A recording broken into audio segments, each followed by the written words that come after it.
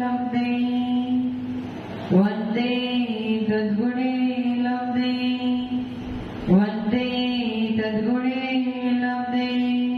जुड़ पंच परमेश्वर भगवान की, देवादी देवादिनाथ भगवान की, अंतिम शास्त्रपति महावीर स्वामी भगवान की, परम पूज्य जुड़देव श्री आदि सागर महावीर दिव्यमन सागर संपति सागर जी महाराज की, परम पूज्य जुड़देव श्री सुंदर सागर जी महाराज की, द्वादश शाम चिन्मणि माता की।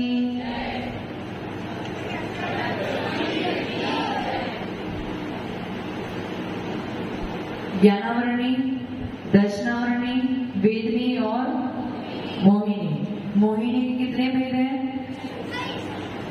कितने भेद हैं? 2। कौन से? दर्शन मोहिनी और चारित्र मोहिनी। दर्शन मोहिनी के कितने भेद हैं? 3। चारित्र मोहिनी के 25। दोनों मिला के कितने हो गए? 28। दर्शन मोहिनी क्या करता है?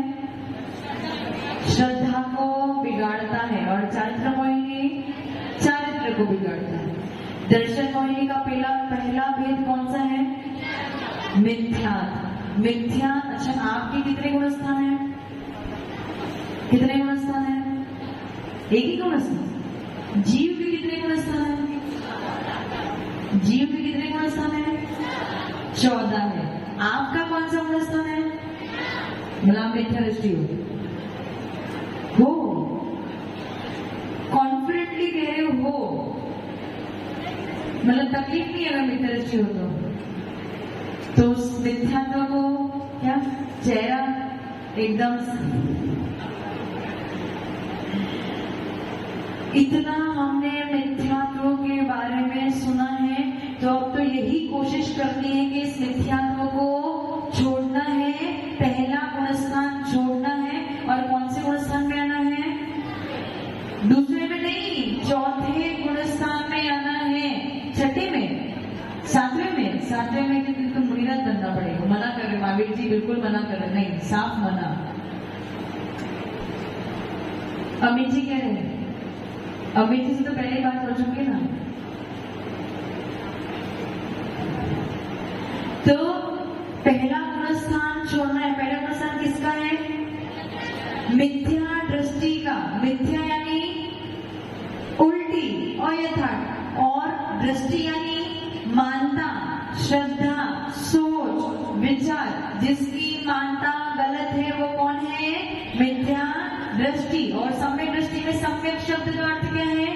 समीचीन अथवा सत्य। जिसकी श्रद्धा समीचीन है वो सम्यक दृष्टि। समझ में आ गया ना? समझ में आया ना?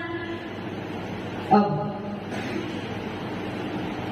मिथ्यात्व को छोड़ना तो है, लेकिन क्यों छोड़ना है?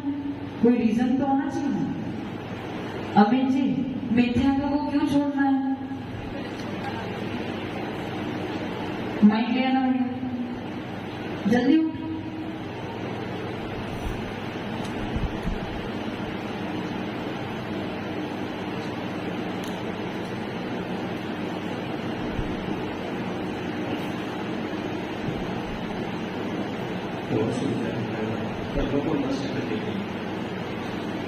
केवल कर्मों को नष्ट करने के लिए। हमने मिथ्या तो छोड़ दिया, लेकिन अभी कर्म नष्ट हो रहे हैं, पर धीरे धीरे हो रहे। तो मिथ्या तो छोड़ना क्यों?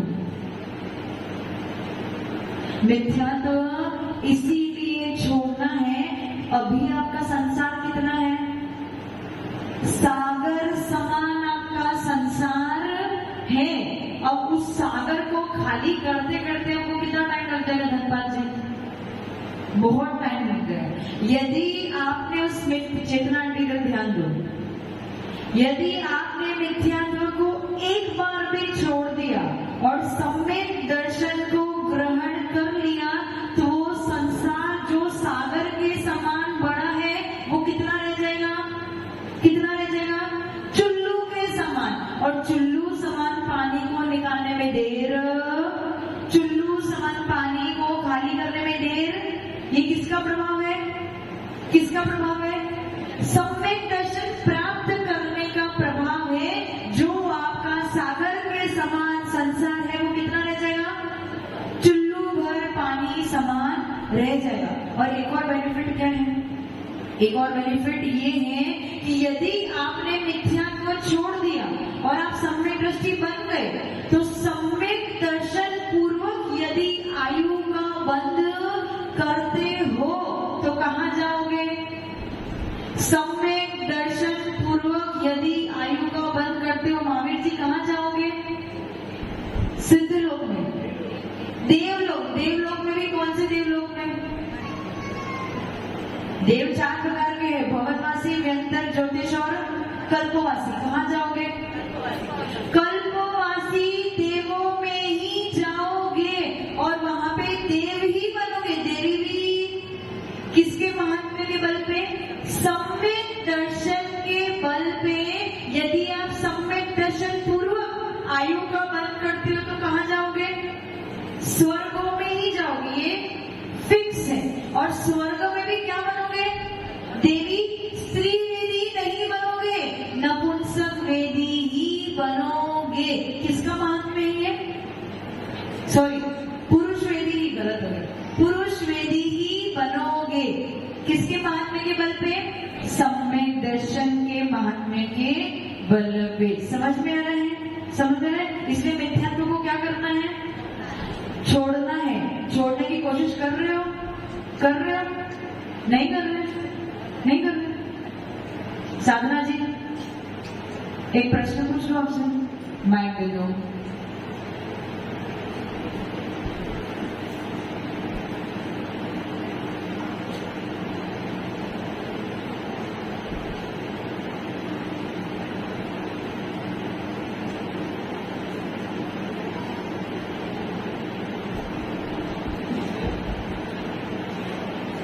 आपने चौका लगाया था 5 दिन का लगा, मानो कि 15 दिन का चौका है, ठीक है।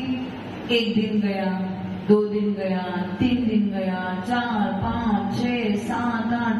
अब धीरे धीरे आपकी आकुलता बढ़ रही है। आज श्री मेरे घर पे आहार के लिए नहीं है, आज श्री मेरे घर पे आहार सबको भेज रहे पर मेरे सामने नहीं देख रहे। कितने दिन हो गए, इतने दिन से चौका लगाया, अब तक आए नहीं। धीरे धीरे धीरे धीरे आपकी श्रद्धा कैसी होती जा रही है?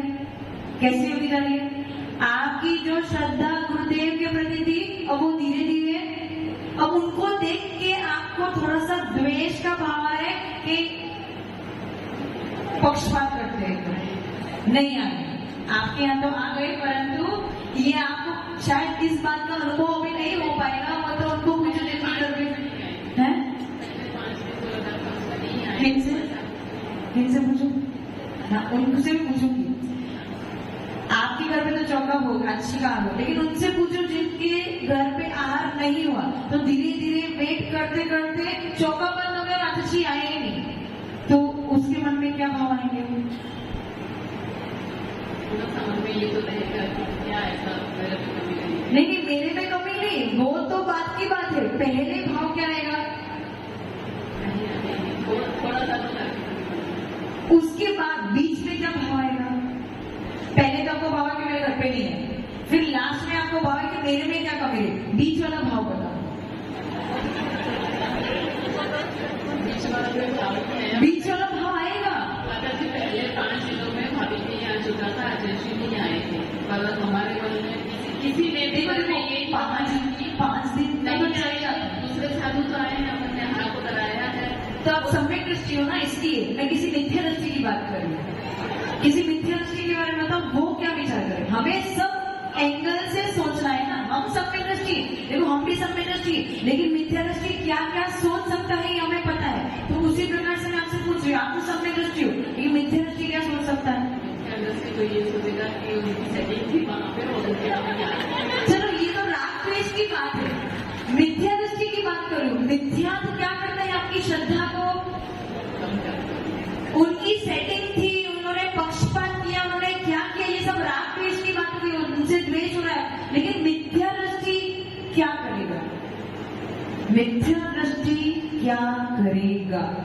अभी राग द्वेष पे अपन पहुंचे नहीं है। मिथ्या दृष्टि क्या करेगा?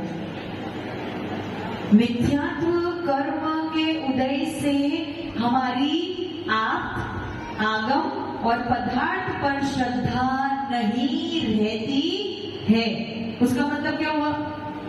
जो बीच का भाव है ना, बीच में आपके ऐसे भाव हो जाएंगे, रोज जा रहा था परंतु अच्छी मेरे चौके में नहीं है ना, अब मैं जाऊंगा ही। क्या हो गई श्रद्धा आपकी? गुरु के प्रति जो श्रद्धा थी वो क्या हो गई? पहले थी पर अब तो ये क्या हो गया? कौन से कर्म की उदय की वजह से? मिथ्यात्व कर्म के। समझ में आया मैं क्या कह रही हूँ? जीवन में कोई घटना हो जाती ये तो केवल एक एग्जाम्पल था। हाँ, ये तो सिर्फ एग्जाम्पल था, लेकिन जो व्यक्ति रोज भक्ति भाव से भगवान की पूजा, अभिषेक, दान, पूजन सब कुछ करता है, रोज इतनी मेहनत करता है, कभी कोई कमी नहीं रहने देता अपनी भक्ति भाव में, उसके बाद यदि उसके घर पे, उसके परिजन में अथवा उसके फैमिली मेंबर में अथवा उसके साथ में कोई दुर्घटना घट जाती है तो सर्वप्रथम भाव उसके मन में क्या आएगा? क्या आएगा? भगवान ने मेरे साथ बहुत बुरा किया, अब मैं उनके मंदिर में जाऊंगा ही नहीं। बस ये क्या हो गया? क्या हो गया? मिथ्या दृष्टि बन गए आप, तुरंत मिथ्या दृष्टि। जैसे ही आपने श्रद्धा तोड़ी आप मिथ्या दृष्टि। ऐसा होता है ना? राजू जी बहुत लेट आ गए आज, बहुत ज्यादा लेट हो गए। ऐसा होता है ना?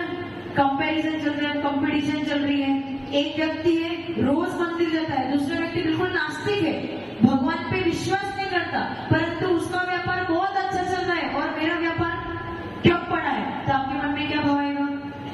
क्या भगवान की भक्ति करने से मुझे इतना पुण्य भी नहीं मिला? यदि कुछ नहीं मिल रहा है तो उनके मंदिर में जाके करूंगा क्या? तो बस ये सब क्या है आपका? श्रद्धा को तोड़ने वाला कौन है? पीछे राग द्वेष है। द्वेष क्या है? मेरा व्यापार अच्छा नहीं चल रहा है। राग किसके प्रति? मेरा व्यापार अच्छा नहीं, ये राग द्वेष है। लेकिन पीछे उसके साथ में क्या हो रही है? आपकी श्रद्धा टूट रही है, और जिसकी श्रद्धा टूट रही है वो कौन है? मिथ्या दृष्टि। समझ में आया?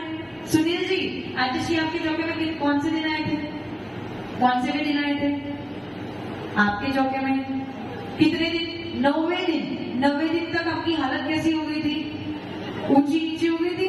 कब आएंगे? कब? मन में थोड़ा सा खेद हो रहा था कि आतिशी ऐसा कैसा करते हैं? आएंगे, लेकिन कितने दिन तक क्यों नहीं आए हैं? वो तो इधर बोलने के लिए मेरा पाप कर्म कर दे, मेरा पुण्य नहीं है, पर मन में तो विचार चलता ही है। आता है कि नहीं आता है? एक समय के लिए, 2 समय के लिए विचार तो बस, ये जो एक समय 2 समय के लिए भी यदि विचार आ रहा है तो आपकी श्रद्धा क्या हो गई? किसकी वजह से? समझ में आ रहा है ना मैं क्या कह रही हूँ? बस यही सब गड़बड़ मिथ्या दृष्टि करता। तो हमें करना क्या है? अब अपन को अपने आप को मजबूत रखना है। जब भी आपको लगे कि भगवान के प्रति या गुरु के प्रति या शास्त्र के प्रति आपकी भावना अच्छी नहीं हो रही, तो मतलब तुरंत आपने क्या समझना? अंतरंग में क्या हो रहा है? क्या हो रहा है? राजू जी क्या हो रहा है अंतरंग में? क्या? हाँ हाँ करने से कुछ काम नहीं चलेगा, उत्तर दो। उसके अंतरंग में क्या हो रहा है? माइक देना उनको, वो समझ नहीं पाए इसलिए उत्तर नहीं दे पाए।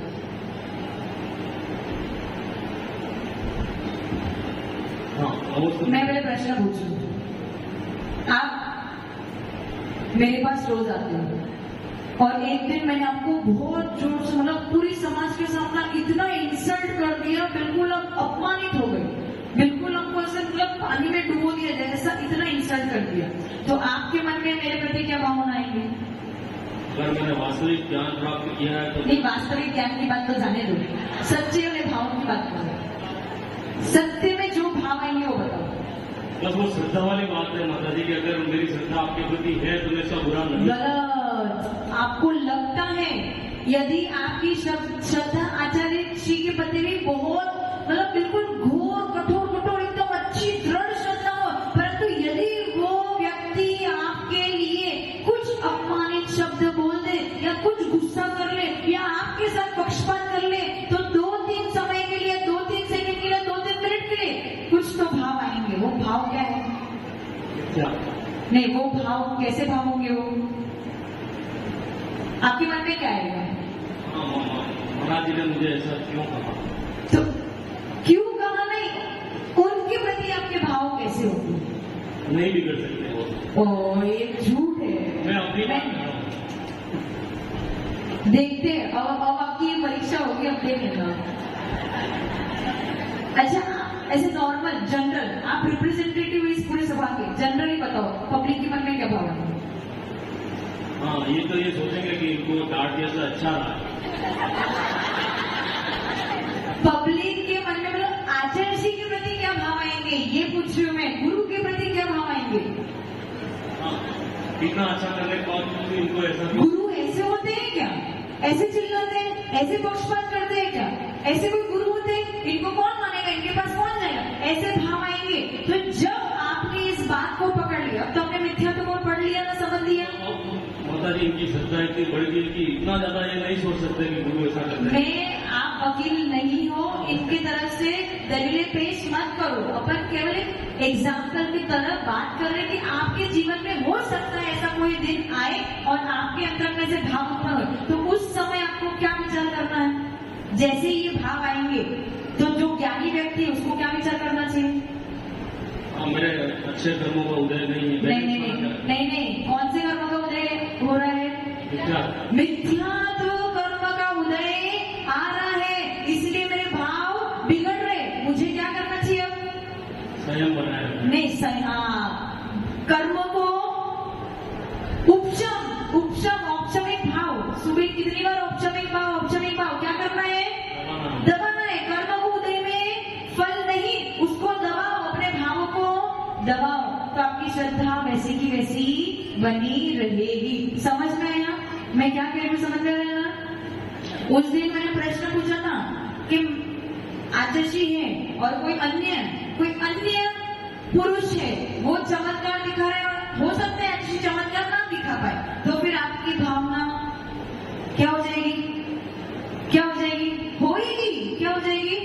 उस तरफ, किस तरफ? उस तरफ आपके भाव चले ही जाएंगे। जबकि आपको पता है निवृत्त भेषधारी मुनिराज से बड़ा और कोई भी, और इस पंचम काल में आचार्य पद से और कोई बड़ा कोई पद, पीएम हो, सीएम हो, प्रेसिडेंट हो, सब के सब उनके नीचे हैं। फिर भी आपके मन में एक बार के लिए तो ये भावना आई जाएगी कि उनके पास ज्यादा, समझे? तो ये क्या है, किसकी वजह से? मिथ्या कर्म के उदय के वजह से। तो ऐसे भावों को आपको क्या करना है? जैसे ही ये भाव उत्पन्न हुए देव शास्त्र गुरु के प्रति, जैसे ही आपके भाव उत्पन्न हुए तो आपको क्या करना है? उसको उपशम करना है। क्या करना है? उसे उपशम करके रखोगे तो सम्यक दृष्टि बने रहोगे। और यदि उपशम नहीं किया तो फिर कहाँ चले जाओगे? क्या हो जाएगा? इतनी मेहनत से पहले गुण स्थान से चौथे गुण स्थान में जाओगे और 1 सेकेंड 2 सेकेंड भी नहीं लगेंगे आपको वापस नीचे गिरने में। समझ में आया? ऊपर चढ़ने में मेहनत, नीचे गिरने में मेहनत नहीं। अमित जी, नीचे गिरने में समय लगता है क्या? बिल्कुल समय नहीं, पर ऊपर चढ़ने के लिए कितनी मेहनत, बहुत पुरुषार्थ करना पड़ता है। समझ में आया? किसी के मन में कोई प्रश्न, कोई डाउट? केवल अपनी श्रद्धा को लेके या किस केस में क्या हो सकता है क्या नहीं, ऐसा कोई आपके जीवन को लेके कोई प्रश्न कोई है क्या? हाँ,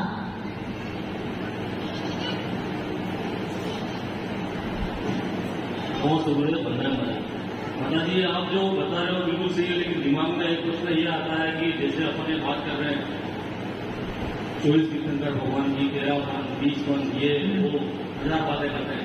ये अमेरिका में इंग्लैंड में बोलने वाले लोग तो कुछ इस बात को समझते नहीं होंगे भगवान कौन है।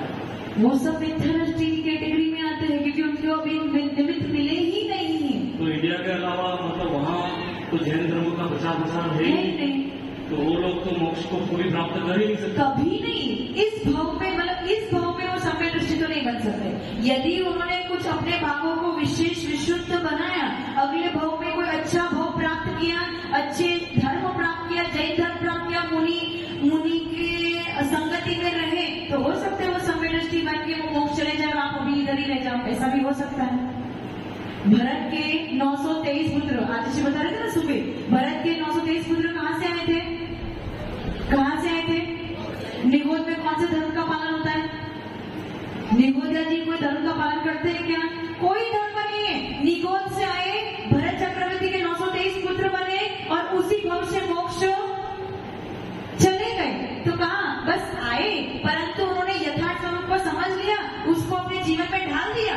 कर्मों को नष्ट किया, मोक्ष चले गए। और आप जैसे लोग जो सुन भी रहे हैं, समझ भी रहे हैं, लेकिन कुछ कर नहीं रहे, तो फिर कहाँ पड़े रहेंगे? कहाँ पड़े रहेंगे? समझ में आ रहा है ना मैं क्या कह रही हूँ? समझ में आ रहा है ना?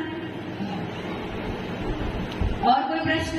इतना फाइनल है कि जब तक जैन धर्म को नहीं समझोगे तब तक सम्यक दर्शन की प्राप्ति नहीं होगी। क्लियर? और कोई प्रश्न? और कोई प्रश्न? मेरी इच्छा तो बहुत है कि आपके दिमाग से मिथ्यात्व को बिल्कुल नष्ट ही कर दूं, लेकिन अब आप प्रश्न नहीं पूछ रहे तो सोच रहे कि आगे बढ़ा दे। क्या करना है? आगे होगा? नष्ट नहीं होगा? आपका मिथ्या तो नष्ट नहीं होगा क्या? आपने कहा चल रही है, प्रोसेस चल रहा है, प्रोसेस चल रहा है, तो एक दिन तो है बहुत, यदि हम कहते हैं बहुत मुश्किल है तो हम अभव्य हैं, कि जो अभव्य होता है वो कभी भी सम्यक दर्शन को प्राप्त नहीं कर सकता है। समझ में आ रहा है? आप ही कुछ लोग हो जो उपदेश सुनने के लिए आए हो और इस उपदेश सुन के सम्यक दर्शन की प्राप्त करने की पात्रता रखते हो। तो सम्यक दर्शन यदि प्राप्त करना है कि गुरु के उपदेश के बिना सम्यक दर्शन की प्राप्ति होने वाली नहीं है। समझ में आ रहा है?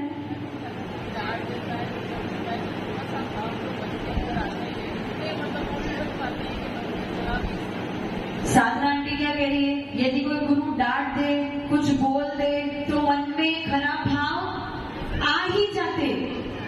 खराब भाव आना गलत आएगा, ये हमारा आदत है, विभाव है, हमारी आदत है, पूर्व। कोई हमें डांटता है तो खराब भाव आते ही, कोई हमसे गुस्सा करे तो खराब भाव, कोई हमारे साथ पक्षपात करे तो खराब भाव आते ही। लेकिन सामने का व्यक्ति कौन है? दिगंबर गुरु है, वो भी कुछ सोच समझ के कर रहे हैं। ये सोच के हमें भाव को क्या करना है? अपने खराब भाव को क्या करना है? भाव एक बार आ गए परंतु आपने तुरंत उसको उपशम कर दिया तो आप मिथ्यादृष्टि नहीं बनोगे। अगर आपने उस भाव को अपने दिल में, दिमाग में जगह दे दी और फिर वो वही का वही रह गया तो फिर आप मिथ्यादृष्टि बने जाओगे। समझ में आया? समझ में आ रहा है मैं क्या कह रही हूँ? समझ में आ रहा है ना? आया ना? भाव आना गलत, भाव तो आएंगे आपके क्या, हमारे मन में भी कभी कभार भाव आज जी अगर हमें डांटते तो कभी कभार आ जाता है कि ऐसे हमको क्यों डांटते, आ जाता है। परंतु फिर क्या करते हैं? अपने आप को क्या करते हैं? अपने आप को ढीला कर देते, तो बस मिथ्यादृष्टि नहीं बनेगी।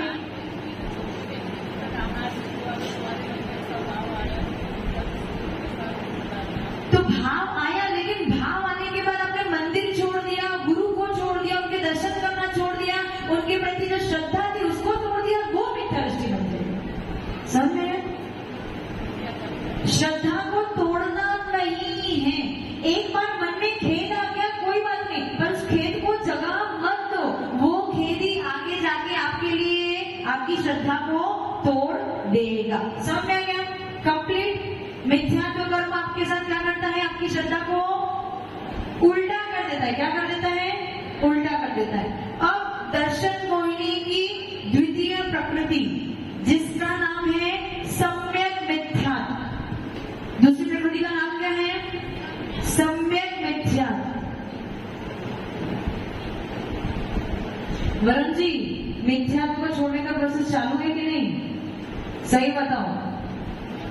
महावीर जी, वरुण जी सही कह रहे हैं? इसीलिए आप बैठे हो? अच्छा। दूसरी प्रकृति का नाम क्या है? दूसरी प्रकृति का नाम क्या है? सम्यक मिथ्या। पहली प्रकृति मिथ्या, दूसरी प्रकृति सम्यक मिथ्या और तीसरी प्रकृति है सम्यक। तीसरी प्रकृति क्या है? सम्यक। जो मिथ्या दृष्टि बनने में सहायक बने वो कौन है? मिथ्या। जो आपके सम्यक दर्शन को उत्पन्न होने को ना रोके वो कौन है? सम्यक। तो बीच वाली प्रकृति क्या है? दोनों का क्या है? दोनों का मिक्सचर है। दोनों का शिकंजी कैसी होती है? खट्टी होती है, मीठी होती है, खारी होती है या पानी होती है?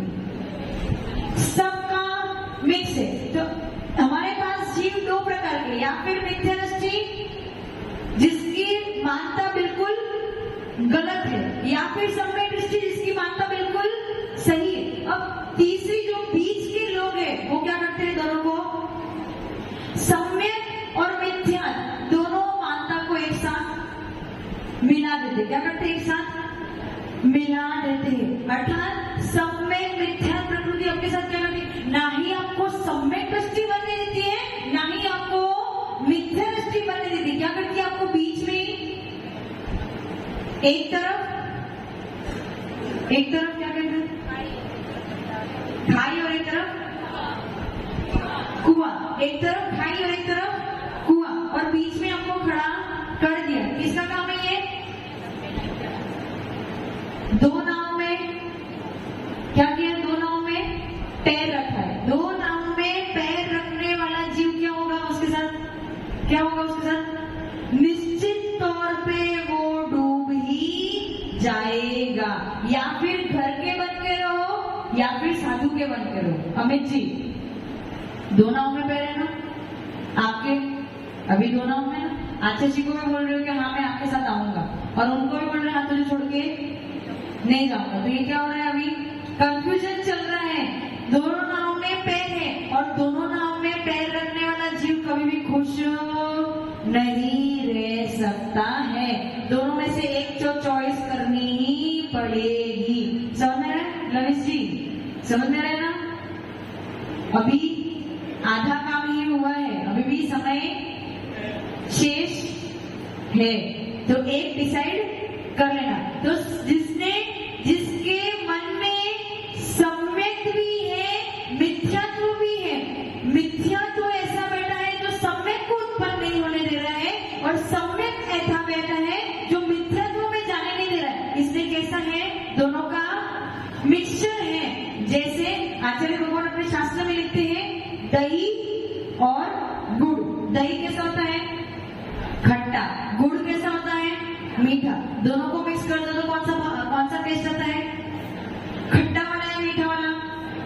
तीसरे नंबर का टेस्ट आता है, तीसरे ही प्रकार का, ना ही खट्टा ना ही मीठा, तीसरे प्रकार का टेस्ट आता है। ये जो तीसरे प्रकार का जाति अंतर बिल्कुल जाति से बिल्कुल अलग। जाति दो ही है, एक तो मिथ्यात्व और सम्यक। तो सम्यक मिथ्यात्व जो है वो जाति से बिल्कुल अलग हटके जो टेस्ट देता है वो कौन है?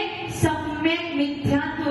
उसका दूसरा नाम है मिश्र प्रकृति। दूसरा नाम क्या है? मिश्र प्रकृति। क्या करेगा आपके साथ में? ना ही आपको सम्यक दृष्टि बनने देता है, ना ही आपको मिथ्या दृष्टि बनने देता है। ये एक परिभाषा हो गई। दूसरी परिभाषा जिसमें सम्यक और मिथ्यात्व के मिश्रित भाव, जातीयंतर भाव। जब जाति प्लस अंतर करते तो क्या होता है? जात्यंतर। बीच में यह आ जाता है, संधि विच्छेद और वो तो पढ़ा है ना। जात्यंतर भाव उत्पन्न होते हैं, वो किसकी वजह से? मिश्र प्रकृति के वजह से। समझ में आ गया? सबको समझ में आ रहा है? सबको समझ में आ रहा है? अब ये मिश्र प्रकृति का उदय जिसको होगा वो कौन से गुण स्थान में जाएगा? कौन से पहले गुण स्थान में कौन जाएगा? मिथ्या प्रकृति वाला। चतुर्थ गुण स्थान में कौन जाएगा? सम्यक प्रकृति वाला। तो ये जो जात्यंतर वाला मिश्र प्रकृति का उदय जिसको आएगा वो कौन से गुण स्थान में जाएगा? तो दूसरे गुण स्थान में कौन जाएगा? पहले में मिथ्या दृष्टि, चौथे से लेके आगे सम्यक दृष्टि, बीच के दो गुण स्थान बाकी है, दूसरा और तीसरा। तीन मिश्र प्रकृति वाला कहाँ जाएगा? कहाँ जाएगा? नहीं, दूसरे में नहीं, तीसरे गुण स्थान में जाएगा। कौन से गुण स्थान में जाएगा? तीसरे गुण स्थान में जाएगा। और तीसरे गुणस्थान का नाम भी मिश्र गुणस्थान है। क्या नाम है? पहले गुणस्थान का नाम है क्या है? मिथ्या। पहले गुणस्थान का नाम क्या है? मिथ्या गुणस्थान कौन से कर्मों की वजह से? मिथ्या गुणस्थान कौन से कर्मों की वजह से? मिथ्या कर्मों की होते की वजह से। तीसरा गुणस्थान का नाम क्या है? मिश्र। वो कौन से कर्मों की वजह से? मिश्र प्रकृति के वजह से तीसरा गुणस्थान होता है। अब इस जिसके भाव अब ये मिश्र प्रकृति वाले के भाव कैसे होंगे? कोई बता सकते हैं मुझे? मिक्स भाव चाहिए, मिश्रित भाव चाहिए। कैसे भाव होंगे उसके? कोई बता? राजू जी आपको समझ में आ रहा है मिश्र भाव कैसे हो सकते हैं? कैसे हो सकते हैं? शायद हो सकते हैं आपके ऐसे भाव हो, शायद। अभी मिथ्या तो छोड़ा तो है नहीं हमने पूर्ण रूप से। इधर तो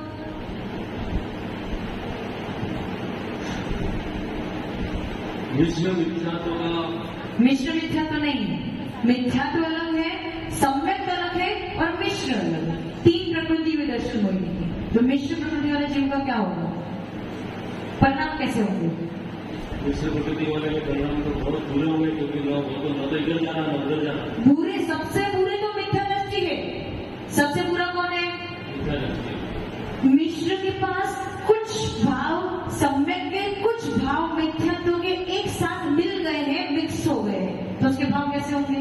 तो कब डूब जाए इसका कोई ठिकाना नहीं, आप गलत। मैं क्या पूछ रही हूँ, प्रश्न उत्तर दो। मिथ्यात्व में कुदेव कुशास्त्र गुरु को मानना मिथ्या, सच्चे देव शास्त्र गुरु को मानना सम्यक। तो मिश्र प्रकृति वाला क्या कर रहा होगा? दोनों को मानना, दोनों को एक साथ उसकी श्रद्धा दोनों तरफ है, एक साथ उसकी श्रद्धा दोनों तरफ। समझ में आएगा ना मिश्र प्रकृति वाला जीव कैसा होगा? मिथ्यात्व वाला कैसा था? मिथ्यात्व वाला कैसा था? मानता बिल्कुल गलत, सम्यक दृष्टि की मानता बिल्कुल सही, और मिश्र प्रकृति वाले की मानता मिक्स वाली। समझ में आया? अब सबसे बड़ी बात ये है, यदि आपको मिश्र प्रकृति का उदय आता है तो मैक्सिमम केवल अंतर्मुहूर्त के लिए ही आ सकता है। इसका मतलब क्या हुआ? आपके जो ये मिक्स वाले भाव है, मिक्स वाले यानी इधर वाले भी और उधर वाले, जो दोनों मिक्स वाले भाव है, वो कितने समय तक आ सकते हैं? केवल अंतर्मुहूर्त तक ही आ सकते हैं। अंतर्मुहूर्त यानी 48 मिनट से एक समय कम और आवली से एक समय ज्यादा, इतने समय तक ही आपके ऐसे मिश्रित भाव बन सकते हैं। इस अंतर्मुहूर्त के बाद क्या होगा? अंतर्मुहूर्त के बाद क्या होगा? या फिर तुम मिथ्या दृष्टि बन जाओ या फिर सम्यक दृष्टि बन जाओ। समझ में आया? मिश्र परिणाम वाले जीव के साथ क्या होता है? उसके मिश्रित परिणाम केवल अंतर्मुहूर्त के लिए ही बनते हैं। उसके बाद वो कहां चला जाएगा? या फिर बिल्कुल नीचे उतर जाएगा, या फिर ऊपर चढ़ जाएगा, या फिर वो मिथ्या दृष्टि बन जाएगा, या फिर पूर्ण सम्यक दृष्टि बन जाएगा। अभी मैंने आपको बहुत डिटेल में शॉर्ट में बताया, इसकी अपन कल और चर्चा करेंगे। अभी के लिए इतना आपको समझ में आ गया? मिथ्या प्रकृति समझ में आ गई? अमित जी, मिश्र प्रकृति समझ में आई? लवी जी, धनपाल जी समझ में आया? सुनील जी कल तो नहीं आए थे, आज आए हो तो बीच में अटक गए हो, काजल आंटी को पूछना, ठीक है? आप सबको समझ में आ गया? सबको समझ में? तो यदि कोई प्रश्न हो तो कल पूछना, आज समय ज्यादा हो गया है। आइए हम सरस्वती माता के चरणों में नमन करते हैं, वंदन करते हैं इस भाव के साथ में। कल ये भावना भाई थी कि मिथ्या तो छूट जाए, और आज ये भावना बहा रहे हैं कि मिश्र भी नहीं चाहिए, हमें तो प्योर सम्यक दृष्टि ही बनना है।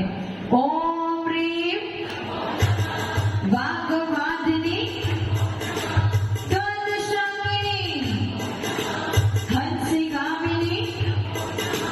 वीरवादिनी शुद्ध विकास सारे बताए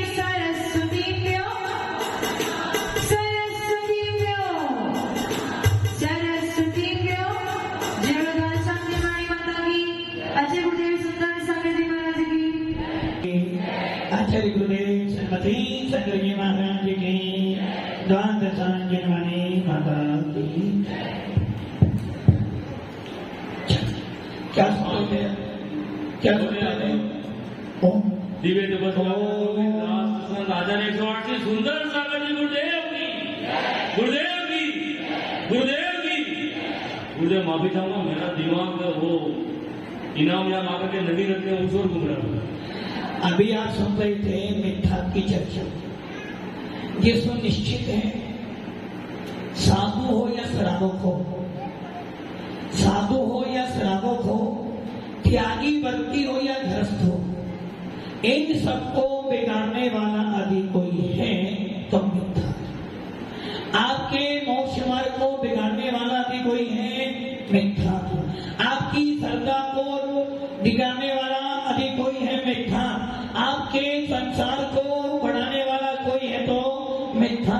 और साधु बन जाने के बाद भी यदि आत्मा का आनंद नहीं आ रहा है, साधु बनने के बाद भी आपके सच्चे देवता गुरु के प्रति श्रद्धा गिर रही है, या साधु बनने के बाद भी यदि आपको अपने आत्मा का श्रद्धा नहीं हो रहा है, तो समझना गड़बड़ी कहाँ हो रही है? तेरे श्रद्धा में गड़बड़ी हो रही है। अभी तुझे मिथ्या कर्म का उदय है।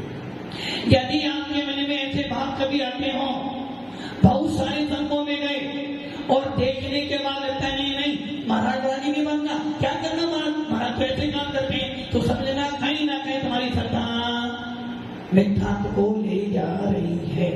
और यदि आपको साधु संतों को देखकर लोग कहते ना महाराज जी बड़ा स्वाध्याय करना, हमने बहुत स्वाध्याय किया, किंतु साधु के प्रति हमारे भाव ही नहीं बनते, तो समझ लेना तुम्हारा घोर मिथ्यात्व का। क्योंकि आचार्य भगवंतों ने लिखा है, यदि आप सम्य दृष्टि हो, सच्ची श्रद्धा आपके पास में है, सम्य दृष्टि हो, तो ऐसा हो नहीं सकता कि आपको साधु संत अच्छे। ये तो हो सकता है कि सुंदर सागर जी आपको अच्छे ना लगे, किंतु सारे साधु संत ऐसे होते हैं। यदि ये भाव आपके आ रहे हैं तो समझना घोर मिथ्यात्व का उदय। आपने मंदिर तो बनाया, किंतु मंदिर बनाने के बाद अब इस मंदिर में मुझे नहीं जाना, अब जब मंदिर जैन शासन में जाना ही नहीं, तो समझना घोर मिथ्यात्व का उदय। हम लोग एक गांव में थे महाराष्ट्र में, वो लोग अभी आए भी थे। उस परिवार का एक परिवार जिसको बड़ा घर बोलते हैं, बड़ा घर मतलब 100 व्यक्ति साथ में रहते हैं, संपन्न परिवार, जिन शासन के प्रति अटूट अटूट अटूट श्रद्धा। हम लोगों ने चतुर्मास किया और दशा ऐसी की कि वो एक दिन भी साधु को रखने के लायक नहीं थे। एक दिन यदि साधु आ जाते थे तो समाज में टेंशन की चौका कौन लगाएगा, और हम लोगों को 10 साधुओं को वहां रखा, मंदिर बनाया और पूरा गांव ऐसी सेवा करता था कि उनको देखकर लगता था कि बस वास्तव में बहुत अच्छे से रहोगे। किंतु उसमें एक लड़का ऐसा भी था, जैसे बैठे ना, बहुत अच्छा संपन्न परिवार का, जिसके घर में नमोकार मंत्र के अलावा कोई मंत्र ना बोला जाए। साधु अधीर है, जितने दिन हम लोग रहे पूरे 6 महीने चौका लगना ही लगना है।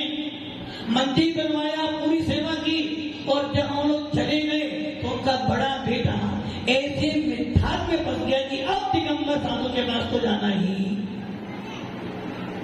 जबकि उनका पूरा परिवार, उनके बड़े पापा, छोटे पापा, भाई सबके साथ साधु संगति से इतने अटूट भरे पड़े हैं कि दिगंबर साधु के प्रति जैन धर्म के अलावा कोई नहीं। और घर में एक व्यक्ति ऐसा है जिसने सेवा बहुत की, साधु संतों की हमारी बहुत सेवा की, किंतु ना जाने उसके कौन सा कर्म का उदय आया कि वो स्वयं, उसकी पत्नी, उसने दोनों ने वो धर्म छोड़कर वैष्णव धर्म स्वीकार कर लिया और उनमें लाखों रुपए दान किया। किंतु जैन साधुओं के पास जैन मंदिर जाऊंगा ही नहीं।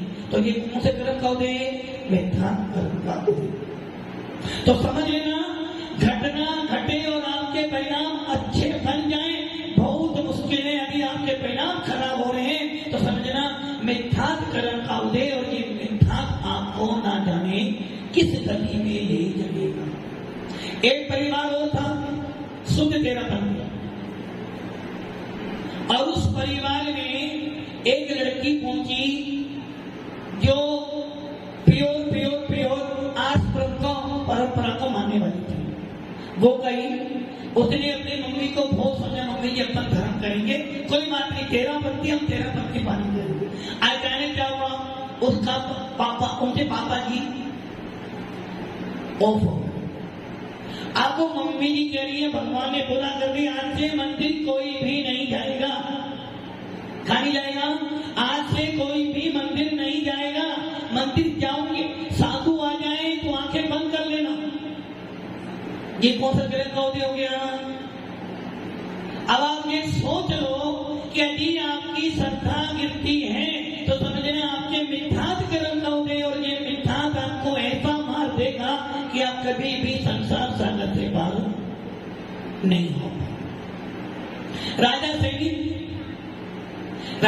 कौन था?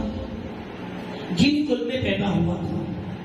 उप सैनिक ने उसे नगर से निकाल दिया और उसने सबसे भोजन मांगा, उसे किसी ने भोजन, एक बौद्ध भिक्षुक ने समझ लिया कि ये राजा बनने वाला है, इसको यदि मैं आज भोजन दे दूंगा तो आगे काम में।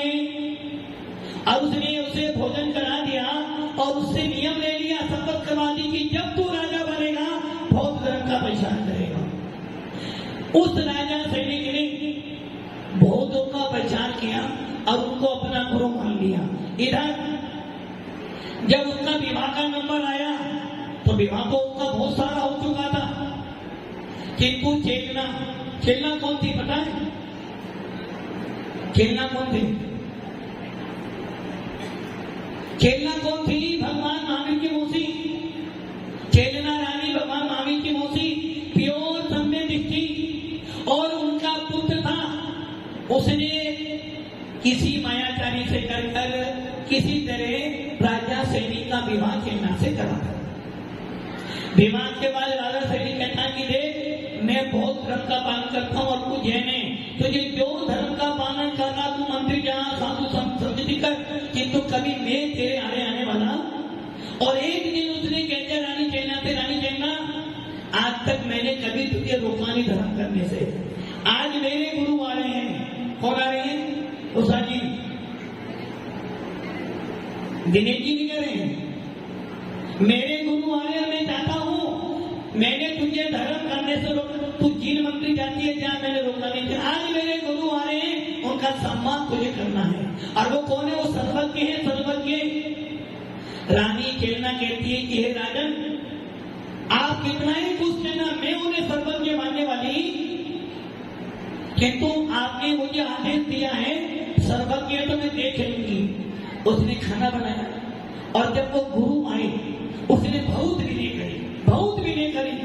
तो राजा सैनिक सोचता चलो कम से कम मेरे बौद्ध गुरु के आने से रानी चेलना ने अपना जिन शासन छोड़ दिया। किंतु एक ध्यान रखना, सम्य दृष्टि जीव लोभ लालच से भी जिन शासन। रानी चेलना ने बहुत अच्छी तरह भोजन करवाया और जब अंतिम भोजन को रोकने वाली थी, उसने बड़ी चतुराई से उनकी चरण पादुका मंगवा दी और उनके छोटे छोटे पीस कर भोजन में मिलाकर किसको खिला दिए? बौद्ध साधु खिला दिए। और जब वो जाने लगे, बोली राम को बौद्ध साधु कहते हैं, हे राजा सैनिक, आज चेलना के घर पर आकर हमें ऐसा लगा कि चेलना हमारी भक्त बन गई है। अब पूरे राज्य में बौद्ध शासन ही चलेगा और हमें अच्छी प्रसन्नता हम आशीर्वाद देते कि चेलना आज से बुद्धम शरणम गच्छामि बोलेगी। अब जैसी रानी चेलना तो मन में, क्योंकि वो शुद्ध सम्य दृष्टि थी, और जैसी वो बौद्ध गुरु जब जाने लगे और उनको अपनी पादुकाएं नहीं मिली तो उनको टेंशन। अब वो रानी चेलना से कहते हैं कि हमारी पादुका नहीं है। तो राजा सैनिक समझ गया कुछ तो गड़बड़ी, ये रानी चेलना ऐसी मानने वाली। तो रानी चेलना कहती कि हे राजन, अभी आपने बोला कि हमारे गुरु जी सर्वज्ञ है ना, सर्वज्ञ, और सर्वज्ञ जो होते हैं वो सारी बातें भूत भविष्य वर्तमान की सब बात जानते हैं, इसलिए अपने दिव्य ज्ञान से जानो कि आपकी चरण पादुका कहाँ है। तो बौद्ध साधु कहते हैं रानी चेलना, अभी हमारा ज्ञान कहाँ, तो इसका मतलब आप झूठ बोलते हो। बोले हमारी जन्म पादुकाएं, तो रानी चेलना कहती है महात्मा वो सारी पादुकाएं तुम्हारे पेट में। बोले गलत, आप गमन करो और जैसे ही गमन करते हैं वो सारा माल, कौन सा माल, वो गुलाब जामुन नहीं, वो सारा जूती चप्पल जो तो वो सब निकलता है। और ये देखकर राजा सैनिक सोच लेता है अब कुछ भी हो जाए मैं छोड़ने वाला किनको, किनको, रानी चेलना को नहीं, अब मैं जैन साधु को छोड़ने वाला नहीं हो। अब समझ लो घोर मिथ्यात्व कर्म का बंध। जिस राजा सैनिक ने भगवान महावीर के समोसन में तीर्थंकर प्रकृति का बंध किया था, वो राजा सैनिक कह रहा है अब मुनियों को छोड़ूंगा। ये है मिथ्यात्व। आपकी श्रद्धा भी गिरती है ना, ऐसे तो गिरती है ना, चेतना की मान्य में एक ध्यान रखना, जो व्यक्ति साधु की सेवा करता है, जैसे अभी आप लोग सेवा कर रहे हो और आपने चौका लगाया या आपने कोई कार्यक्रम किया और आपने बड़ी भक्ति वापस बोला महाराज जी आपको आना ही आना, नहीं महाराज जी आपको आना ही आना, और आप इतने भक्ति में दीवाने हुए महाराज जी कल से चौका कर तो आपको आना है, आपने बोल दिया। और मान लो महाराज को बोलकर आप रात भर सेवा करते हो और यदि महाराज को बोल गए महाराज चौका है कल लास्ट है, कल तो लास्ट है, कल तो आपको आना ही पड़ेगा। और मान लो जैसे ही महाराज ने विधि ली और महाराज ने आपकी तरफ देखा ही नहीं और मन में क्या भावना होगी, देखो इतनी सेवा की और तुम्हारे मन में भावनाएं आए तो देख लिया मैंने महाराज को मज्जा मारा के बाद मज्जा मानता ही नहीं, देख लिया क्या हुआ, नहीं आए ना महाराज। उस समय आपके भाव गड़बड़ को हुए, किंतु जैसे ही गड़बड़ हुए और मन में आए नहीं महाराज ने गलत किया मेरे से, अब मैं महाराज के पास अब तो नहीं जाऊंगा। ये भाव जैसे ही आए, भाव आना गलत था उसी समय दबा दो, अरे कोई बात नहीं आई ना। और यदि आपने उन भावों को मजबूत कर दिया तो यही तुम्हारा मित्र। एक ध्यान रखना, यदि आपकी श्रद्धा जिन शासन के प्रति अटूट है तो इतनी मजबूती लाओ, कुछ भी हो जाए, चौके में महाराज आए या ना आए, हमारा सम्मान करे या ना करे, हमें डांटे, कोई फर्क नहीं पड़ने वाला। अपने मन में श्रद्धा मन को कि मैं जिन शासन कर रही हूँ देव सात गुरु के अलावा और कोई मेरी नीति नहीं बदली है। यदि इतनी मजबूती हो तब सम्यक दर्शन प्राप्त होता है। इतनी मजबूती हो जब जाकर मिथ्यात्व छूटता है। और जब मजबूती आती है, कितना ही लालच लोग दे दे, कितने भी त्यागी व्यक्ति बैठे हैं, यदि कोई इनको पूरा अपना खजाना भी दे दे तब भी ये मिथ्यात्व को स्वीकार करने वाले क्यों? क्योंकि इन्होंने अपनी मजबूती इतनी कर ली है कि अब कुछ भी हो जाए। होती बताए तो सदैवती माता जी, आप चेयरमैन जी जिनकी आंख हाथ माता, इन माता जी को बचपन से क्या संस्कार मिले हैं? नमोकार मंत्र, जिन शासक के संस्कार मिले। और ये उस गांव से है जिस गांव में हमारे गुरुदेव का जन्म हुआ। विवाह बचपन से इनके दादा कहते हैं बेटा एक ध्यान रखना, दुनिया कुछ भी कह दे, भीतर शासन को छोड़कर कहीं नहीं जाना, किसी कुदेवों को नहीं मानना। और जब विवाह हुआ कुदेवों को पूजो, नहीं तो घर में पति मर जाएगा। वो बोली कल मरे तो आज मर जाए कि मैं मिथ्यात्व में नहीं जाऊंगी, इतनी सामर्थ है। हाँ, पति को मारने वाली सामर्थ तो है, किंतु बोलने की सामर्थ उन्होंने स्पष्ट कह दिया, कल मरते तो आज मर जाएंगे तो मैं जाने वाली विधवा रहकर जीवन काट लूंगी, किंतु पति के साथ मिथ्या का सेवन करने वाली, इसे कहते हैं सच्चा संतत्व। इतनी श्रद्धा जब हो, जब चमत्कार अतिशय होते हैं। मैना सुंदरी को कोड़ी पति मिला और पिता ने क्या बोला, बेटा अभी भी बोल दे कि पिताश्री आपके भाग का खाती हूँ। मैना ने बोली नहीं दिगंबर शुरू से मैंने पढ़ाई करी है, इसलिए मेरे भाग का विधाता तो और कोई नहीं है। इसलिए पिताश्री कौड़ीपति मेरे भाग्य में है तो कौड़ी ही होगा, और यदि मेरे भाग्य में कामदेव होगा तो यही कौड़ी कामदेव। इतनी श्रद्धा हो तब मिथ्या को छोड़ता है, और इस मिथ्या को छोड़ने में जितनी मेहनत लगती है उतना ही आनंद सम्यक में प्राप्त करने पर होता है। इसके भव्य आत्माओं, मिथ्या को छोड़ोगे तो गरीब हो सकते हो, सम्य दृष्टि गरीब हो सकता है, दुखी हो सकता है, परेशान हो सकता है, किंतु ये ध्यान रखना अंत में जीत को सम्य दृष्टि जीत के ही। दुनिया हमें पूजे ना पूजे, किंतु मेरी आत्मा कहेगी नहीं, मैंने जीत खुद में पाकर कम से कम श्रद्धा तो मजबूत किया। इसलिए 13 हो या 20 हो, लड़ाई नहीं करनी हमें तो बस जिनेन्द्र देव की आगम पर आगम जो कहेगा, भले कोई भी आचार्य जिन्होंने आगम लिखा थी उनकी आगम सत्य है तो वो वानौले पत्थर की लकीर, इसके अलावा और कोई। इसलिए मिथ्या छोड़ो, सम्यक को प्राप्त करो। ओम नमः।